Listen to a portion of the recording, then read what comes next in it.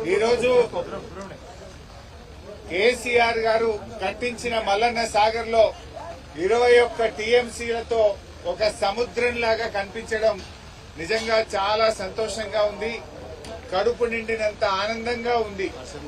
కొంతమంది Kaleshwaram project కొట్టుకుపోయిందని, Kaleshwaram project మునిగిపోయిందనేటువంటి వాళ్లకు ఇది చెంపపెట్టు లాంటి సమాధానం నిండిన మల్లన్న సాగర్ చెప్తా ఉంది. ఏదైతే కాంగ్రెస్ నాయకులు 1,00,000 కోట్లు వృధా అయినాయని, కాళేశ్వరం ప్రాజెక్టు పోయిననేటువంటి వాళ్లకు నిండుగా ఉన్నటువంటి గలగలా పారుతున్న గోదావరి జలాలు కాంగ్రెస్ నాయకులు చెప్పేది అబద్దం అబద్దం అబద్దమని ఆ జలాలే ఈరోజు సమాధానం చెప్తా ఉన్నాయి. నేను అడుగుతా ఉన్న కాంగ్రెస్ పార్టీ నాయకులను, ఇలా కాళేశ్వరం కొట్టుకపోతే ఈ మల్లన్న సాగర్ లో 21 టీఎంసీల నీళ్లు ఎక్కడి నుంచి వచ్చాయి అని నేను అడుగుతా ఉన్నా. ఇవాళ ఎల్లంపల్లి నుంచి, లక్ష్మీ బ్యారేజీ నుంచి, మన అన్నపూర్ణ నుంచి, రంగనాయక్ సాగర్ నుంచి, మల్లన్న సాగర్ నుంచి, కొండ పోచమ్మ సాగర్ దాకా ఇవాళ గోదావరి జలాలు ప్రవహిస్తున్నాయంటే అది కాళేశ్వరం ప్రాజెక్టులో అంతర్భాగంగా ఉండడం వల్లనే. మల్లన్న సాగర్ నిండు కుండలాగున్నదంటే ఇది కాళేశ్వరంలో అంతర్భాగం కాదా అని ఆ మాట్లాడేటువంటి నాయకులను నేను అడుగుతా ఉన్నా. ఇవాళ ఈ మల్లన్న సాగర్ నుంచి ఈ కాళేశ్వరం కింద పండే ప్రతి పంట మీద కేసీఆర్ పేరుంటది, ప్రతి రైతు గుండెలో కేసీఆర్ పేరు నిలబడి ఉంటది అని చెప్పి మనవి చేస్తా ఉన్నా.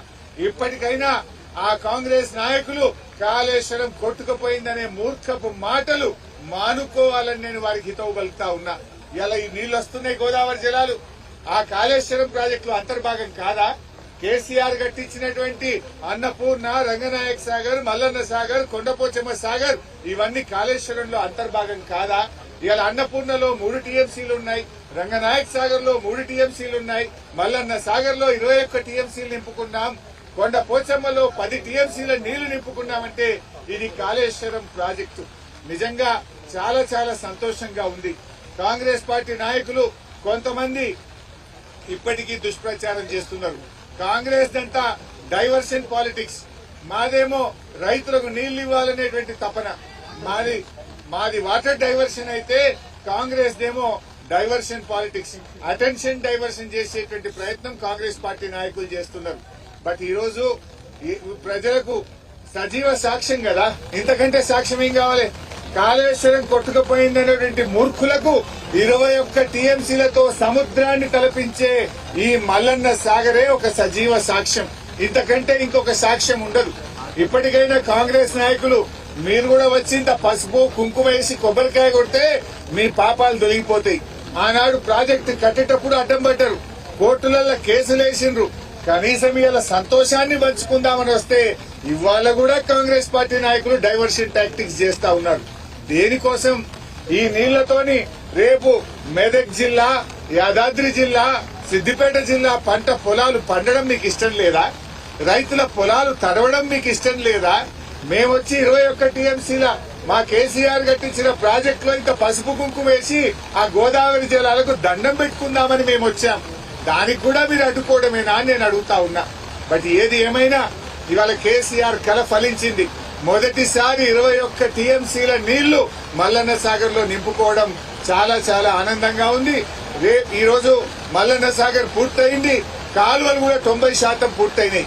కాంగ్రెస్ పార్టీ నాయకులు ఆ మిగతా 10% పిల్ల కాలువలు, పంట కాలువలను భూమి సేకరించి వెంటనే పూర్తి చేయాలని చెప్పి మేము ప్రభుత్వాన్ని కోరుతా ఉన్నాం. అదేవిధంగా ఈ యాసంగి పంటకు డోకా లేదు. ఈ యాసంగి పంట బ్రహ్మాండంగా మన ఈ 3-4 జిల్లాలకు అద్భుతంగా నీళ్లు రాబోతా ఉన్నాయి, నిండిపోయినాయి మంచి నీళ్లు. అదేవిధంగా రేవంత్ రెడ్డి గారు హైదరాబాద్ కు మంచి నీళ్లు తీసుకుపోతా, మూసీకి నీళ్లు తీసుకుపోతా అంటుండు. దానికి కూడా కేసీఆర్ కట్టించిన కాళేశ్వరమే కదా దిక్కు, దానికి కూడా మల్లన్న సాగరే కదా దిక్కు. ఇవాళ రేవంత్ రెడ్డి గారు ఈ మల్లన్న సాగర్ నుంచి గోదావరి నీళ్లు తీసుకుపోయి మూసీని శుభ్రం చేస్తా అంటుండు, హైదరాబాద్ ప్రజలకు మంచి నీళ్లు ఇస్తా అంటుండు. సంతోషమే, కానీ అది ఎట్లా సాధ్యమైంది? కాళేశ్వరం వల్ల సాధ్యమైంది. కేసీఆర్ కట్టించిన మల్లన్న సాగర్ వల్ల అనేది సాధ్యమైందనే విషయాన్ని ఇవాళ మీరు గుర్తుపెట్టుకోవాల్సిన అవసరం ఉంది. ఎన్నికల ముందు అబద్దాలు ప్రచారం చేసిండ్రు, 1,00,000 కోట్లు వృధా అయినాయి, కాళేశ్వరం కొట్టుకుపోయిందని మాట్లాడిండ్రు. ఖర్చయిందే 93 లక్షల కోట్లు. 93,000 కోట్లు. కానీ 1,00,000 కోట్లు పోయిందని మొత్తం అవినీతి జరిగిందని మాట్లాడిండ్రు.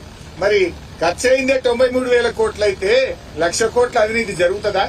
మరి మొత్తం కాళేశ్వరం కొట్టకపోతే సముద్రాన్ని తలపించే ఈ మల్లన్న సాగరు ఎక్కడికెళ్ళి వచ్చింది అని అడుగుతా ఉన్నా. ఇప్పటికైనా అట్లా మాట్లాడే వాళ్ళు వచ్చి ఒక్కసారి మల్లన్న సాగర్ ను చూడండి, కొండ పోచమ్మను చూడండి, రంగనాయక్ సాగర్ ను చూడండి. ఇవన్నీ కాళేశ్వరంలో అంతర్భాగం కాదా అని నేను అడుగుతా ఉన్నా. పోయినసారి ఆగస్టు నెలలోనే చేప పిల్లలు వేశాం. ఇవాళ సెప్టెంబర్ 20 తారీఖు వచ్చిన ఈ ప్రభుత్వం ఇప్పటి వరకు చేప పిల్లలు వేయడం లేదు. మత్స్యకారులు, మా ముదిరాజులు, మా బెస్త కమ్యూనిటీ వాళ్ళు ఆ చేపలతో బ్రహ్మాండంగా జీవిస్తా ఉన్నారు. కేసీఆర్ పుణ్యమాని చెరువులు మంచిగైనాయి. చెరువులను ప్రాజెక్టులతో అనుసంధానం చేసిండు కేసీఆర్. కాలం కాకపోయినా ప్రాజెక్టుతో చెరువులు నింపుకునే అవకాశాన్ని కేసీఆర్ ఇచ్చారు. ఇవాళ అన్ని చెరువులు నిండు కుండల్లాగున్నాయి. ఇంకెప్పుడు చేప పిల్లలు వేస్తారు? ఆగస్టులో వేయాల్సిన చేప పిల్లలు సెప్టెంబర్ 20 తారీఖు వచ్చినా ఇయ్యకపోతుంది. ఇప్పటికైనా ప్రభుత్వం వెంటనే అన్ని చెరువుల్లో, ప్రాజెక్టుల్లో చేపలు, రొయ్యలు వేసి ముదిరాజులకు, బెస్త కులస్తులందరికీ కూడా ఉపాధి కల్పే విధంగా వెంటనే చర్యలు తీసుకోవాలని మేము ప్రభుత్వాన్ని డిమాండ్ చేస్తున్నాం.